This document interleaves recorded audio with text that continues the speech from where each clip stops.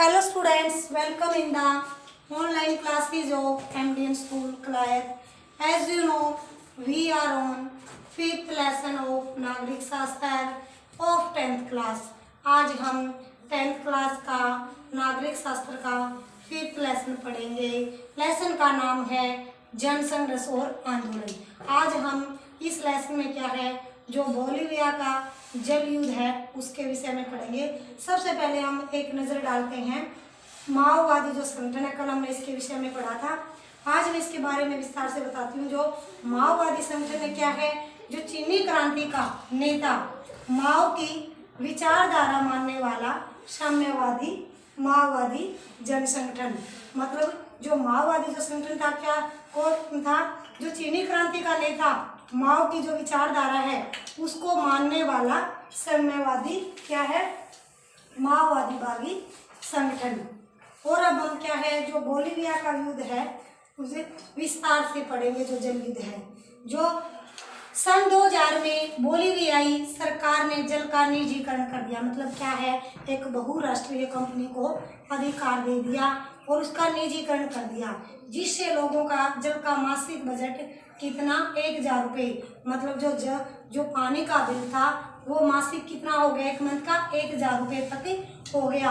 और इसके खिलाफ बोलिविया के लोगों ने आंदोलन चलाया और सरकार को अपना फैसला बदलना पड़ा।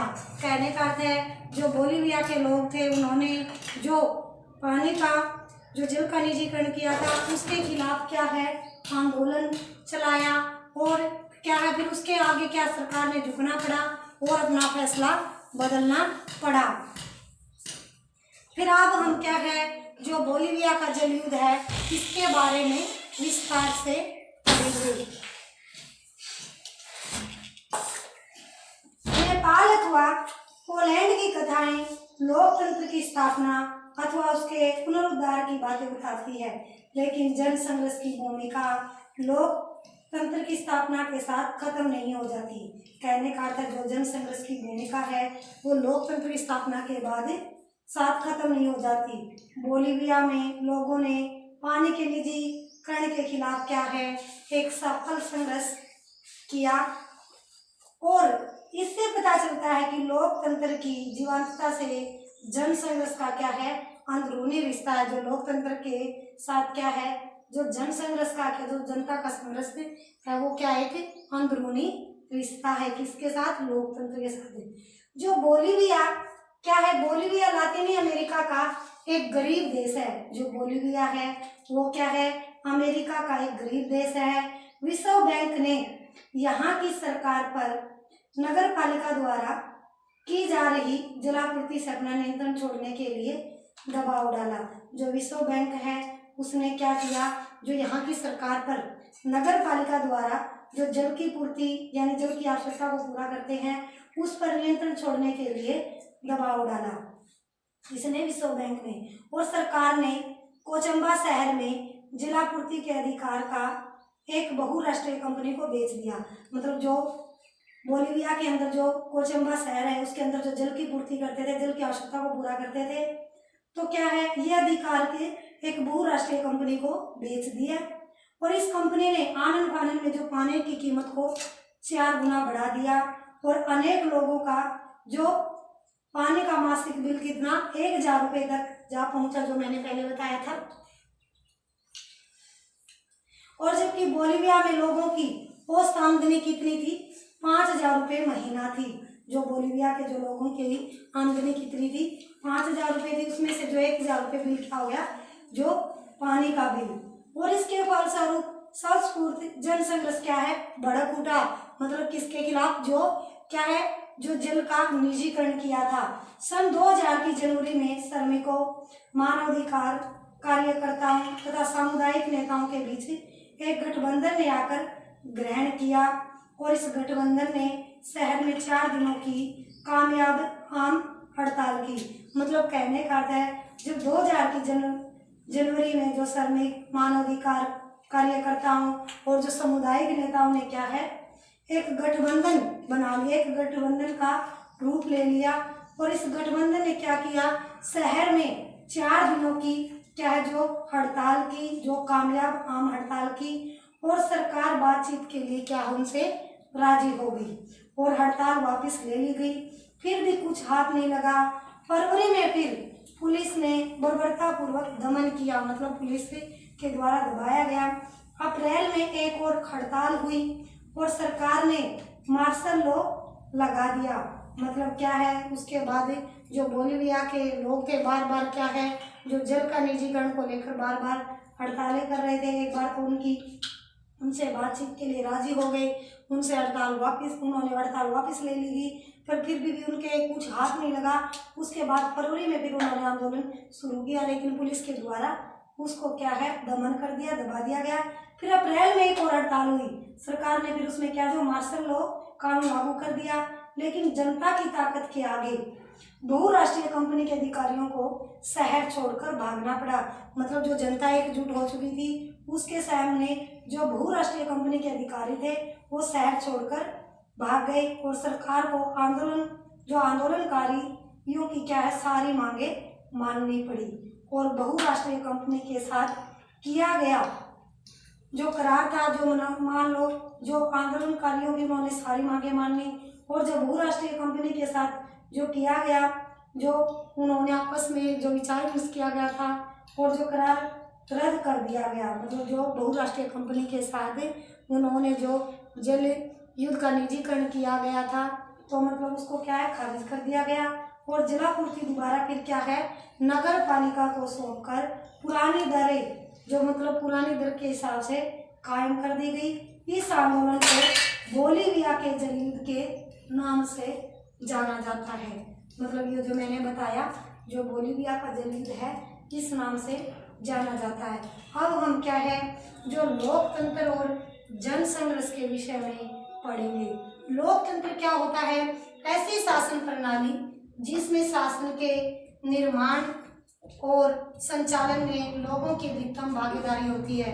मतलब कहने का अर्थ है, जो लोकतंत्र के अंदर ऐसी शासन प्रणाली जिसमें शासन के निर्माण के लिए और संचालन के लिए क्या है, लोगों की अधिकतम हिस्सेदारी होती है। मतलब जनता के द्वारा, और जो जनता के द्वारा चुने गए प्रतिनिधि हैं वो जो जनता का शासन चलाते हैं देश का, उसको क्या कहते हैं, लोकतंत्र। अब जन संघर्ष, किसी खास मुद्दे को लेकर लोगों का संघर्ष, जैसे नेपाल में लोकतंत्र के लिए जो संघर्ष था जनता का, और जैसे बोलिविया में जल युद्ध को लेकर जनता का संघर्ष। आइए अब हम इसको विस्तार से पढ़ते हैं इसके बारे में। इन दो कथाओं का संदर्भ बड़ा अलग अलग है। नेपाल में चले आंदोलन का लक्ष्य क्या था, लोकतंत्र स्थापित करना देश में, जबकि बोलिविया में के जन संघर्ष में एक निर्वाचित और लोकतांत्रिक सरकार को जनता की मांगों को मानने के लिए बाध्य किया गया, मजबूर किया गया। बोलिविया का जन संघर्ष सरकार की एक विशेष जो नीति थी उसके खिलाफ था। किसका, बोलिविया का जो जल का निजीकरण कर दिया गया था, बहुराष्ट्रीय कंपनी को बेच दिया गया था। और जबकि नेपाल में चले आंदोलन ने तय किया कि देश की राजनीति की नींव क्या होगी। ये दोनों ही संघर्ष क्या है, सफल रहे, लेकिन इनके प्रभाव के जो स्तर हैं वो अलग अलग थे। इन अंतरों के बावजूद दोनों की कथाओं में कुछ ऐसी बातें हैं जो लोकतंत्र के अतीत और भविष्य के लिए भविष्य के लिए हैं। ये दो कथाएं राजनीतिक संघर्ष का क्या है, उदाहरण है। कौन सी, नेपाल के लिए लोकतंत्र और बोलिविया में जो जल युद्ध का जो निजीकरण किया गया था उसके खिलाफ संघर्ष। दोनों ही घटनाओं में जनता बड़े पैमाने पर लामबंद हुई थी, मतलब संघर्ष किया था। और जन समर्थन की सार्वजनिक अभिव्यक्ति ने विवाद को उसके परिणाम तक पहुंचाया। मतलब जो सार्वजनिक अभिव्यक्ति थी, जो विवाद हुआ था, मतलब जो उनका परिणाम था वहां तक पहुंचाया। इसके साथ साथ हम यह भी देखते हैं कि इन दोनों की घटनाओं में राजनीतिक संगठनों की भूमिका क्या है, निर्णायक रही। मतलब नेपाल की और बोलिविया की। अगर आपको कक्षा 9वीं की पाठ्य पुस्तक के पहले अध्याय की याद हो तो आप पहचान जाएंगे कि पूरे विषयों में लोकतंत्र का विकास ऐसे ही हुआ था, मतलब जो विद्रोह करना। और इस तरह हम इन दो उदाहरणों से कुछ सामान्य निष्कर्ष निकालते हैं। लोकतंत्र जनसंघर्ष के जरिए विकास होता है। यह भी संभव है कि कुछ महत्वपूर्ण फैसले आम सहमति से हो जाएं और ऐसे फैसलों के पीछे किसी तरह का संघर्ष न हो। मतलब कहने का अर्थ है जो लोकतंत्र का क्या है, जनसंघर्ष के जरिए ही विकास होता है। लोकतंत्र में किसके, जनता के द्वारा जो संघर्ष है उसके द्वारा ही विकास होता है। यह भी संभव है कि कुछ महत्वपूर्ण फैसले आम सहमति से हो जाए और ऐसे फैसलों के पीछे किसी तरह का कोई संघर्ष नहीं होता, मतलब शांति से, मतलब आम सहमति से हो जाए, फिर भी इसे अपवाद ही कहा जाएगा। लोकतंत्र की निर्णायक घड़ी अमूमन वही होती है जब सत्ताधारियों और सत्ता में हिस्सेदारी चाहने वालों के बीच संघर्ष होता है। मतलब सत्ता के अंदर जो शक्ति होती है, पावर होती है, उस शक्ति को लेकर उसमें आपस में उनके बीच में संघर्ष होता है। ऐसी घड़ी तब आती है जब कोई देश लोकतंत्र की ओर कदम बढ़ा रहा है, उस देश में लोकतंत्र का विस्तार हो रहा हो अथवा वहां लोकतंत्र की जड़ें मजबूत होने की प्रक्रिया में हों। लोकतांत्रिक संघर्ष का समाधान जनता की व्यापक पाबंदी के जरिए होता है। मतलब जो लोकतंत्र का संघर्ष है, जो जनता की व्यापक जो संघर्ष है उसके द्वारा होता है और उसके द्वारा ही संभव होता है, जनता के द्वारा। कभी कभी संघर्ष का समाधान मौजूदा संस्थाओं, मसलन संसद अथवा न्यायपालिका के जरिए हो जाए, लेकिन जब विवाद ज्यादा गहन होता है तो यह संस्थाएं स्वयं उस विवाद का हिस्सा बन जाती हैं। कहने का जब विवाद ज्यादा गहराई से होता है, मतलब जब विवाद ज्यादा उग्र हो जाता है तो ये जो संस्थाएं हैं स्वयं उस विवाद का क्या है, हिस्सा बन जाती हैं। और ऐसे में समाधान इन संस्थाओं के जरिए नहीं बल्कि उनके बाहर यानी जनता के माध्यम से क्या है, इन समस्याओं का समाधान होता है, जनता के द्वारा जो संघर्ष होता है। और ऐसे संघर्ष और लामबंदियों के आधार पर राजनीतिक संगठन होते हैं। जो लामबंदियों क्या होता है, जो लामबंदी है मतलब जो क्या है, मतलब किसी मुद्दे पर मतलब एकत्रित होना, इकट्ठा होना, संगठन बनना और उसके लिए संघर्ष करना।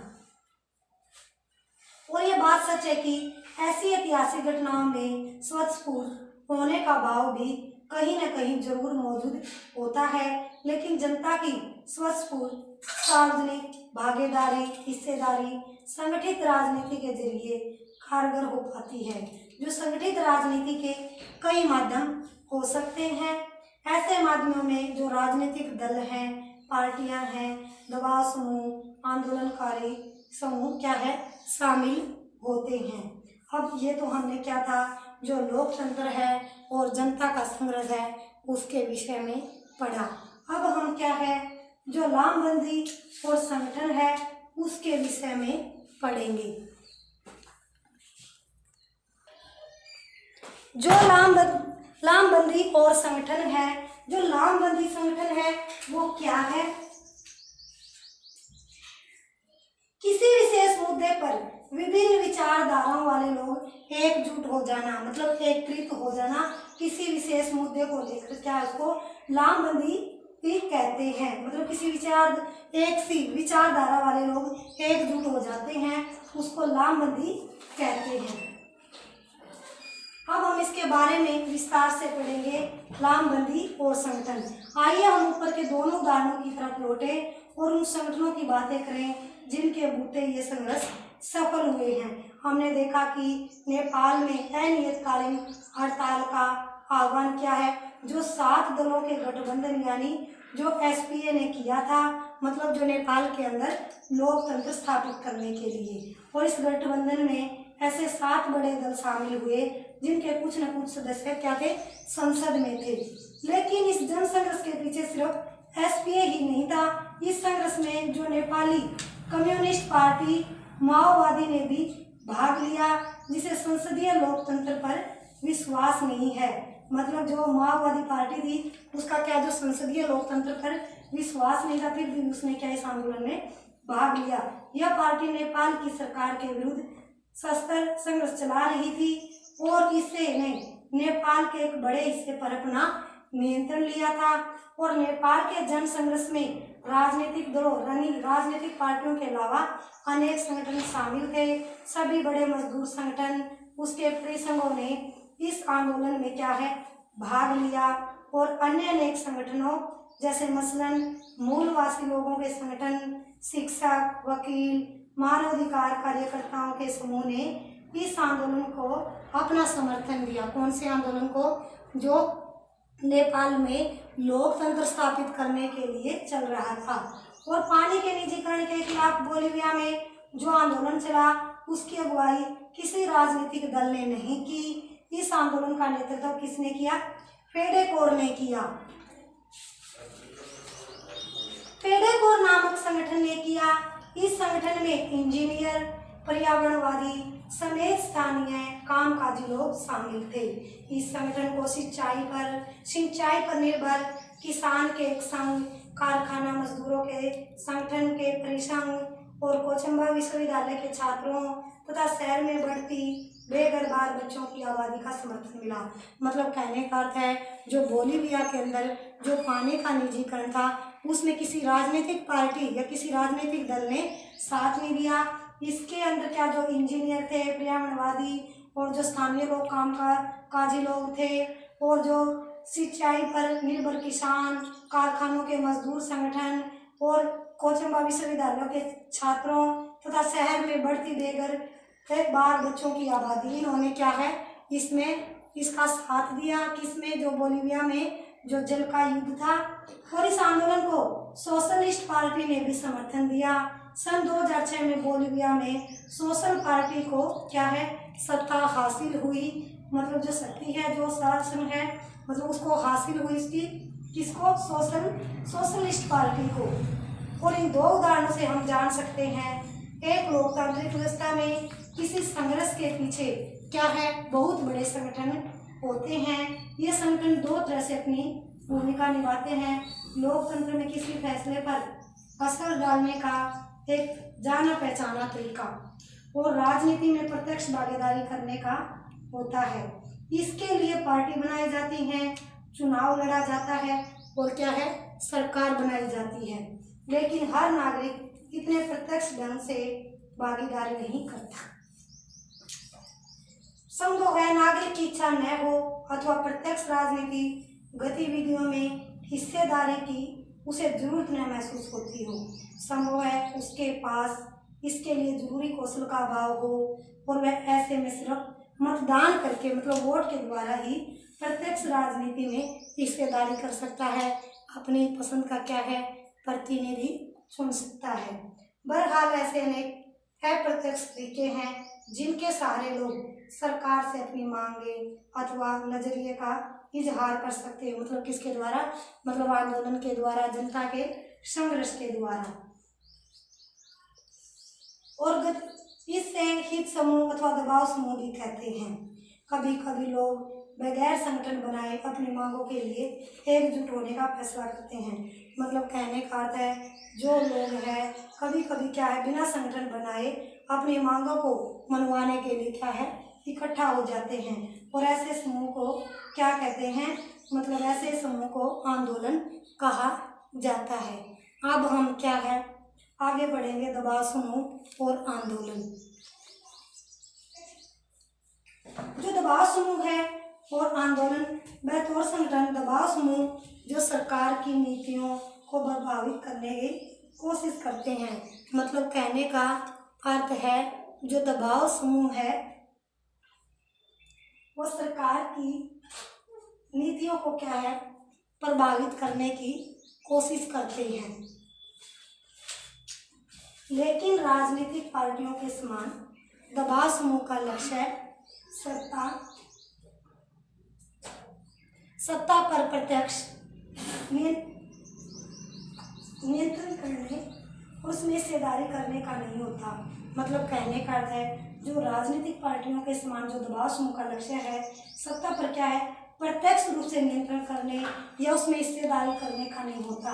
दबाव समूह का निर्माण कब होता है जब समान पेशे हित जो उसकी आकांक्षा है इच्छा है अथवा मत के लोग एक समान उद्देश्य को प्राप्त करने के लिए एकजुट हो जाते हैं। आज हम यहीं तक पढ़ेंगे। कल हम दबाव समूह के विषय में विस्तार से पढ़ेंगे। और जो मैंने आपको टॉपिक पढ़ाया है, इस टॉपिक को आप अच्छे से लर्न करोगे, कॉपी पर राइट करोगे। Thank you students, have a nice day. घर पर रहें सुरक्षित।